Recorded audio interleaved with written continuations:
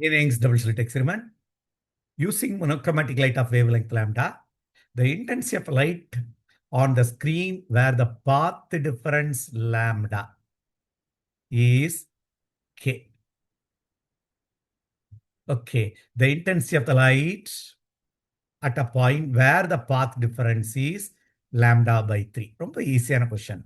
இதுவும் ஜஸ்ட் அந்த ஃபார்முலா போட்ட ஆன்சர் வந்துடும். இன்டென்சிட்டிக்கும் ஃபேஸ் டிஃபரன்ஸ்க்கு தான் நமக்கு ஃபார்முலா உண்டு. Anyway path difference 0, lambda, 2 lambda, 3 lambda are the condition for maximum intensity.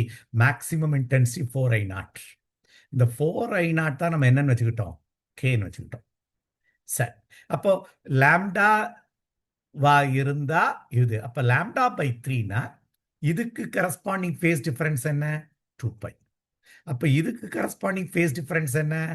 2π by 3 தான் face difference.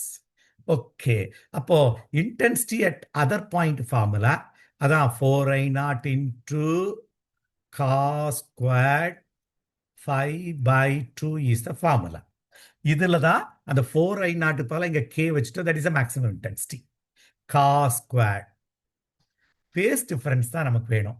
Path difference lambda by 3 and the phase difference 2π by 3, which is nothing but 2π into 360 by 3 120 degree. நம்ம நேரம் எழுதிட்டு போயிடலாமா? 120 degree. அப்போ 120 by 2 இதானே நம்ம formula படி. அப்போ k cos squared 60. Cos 60 is nothing but 1 by 2, but k into 1 by 2 into 1 by 2, which is 1 by 4. Answer is k by 4 is the intensity at that point where the path difference is lambda by 3. k by 4 is that. இது பல தடவை இந்த some இதை விட ஹார்டான some, இதை விட எஃபெக்டிவான some இந்த formula வச்சு நம்ம பல சம்ஸ் போட்டிருக்கோம்.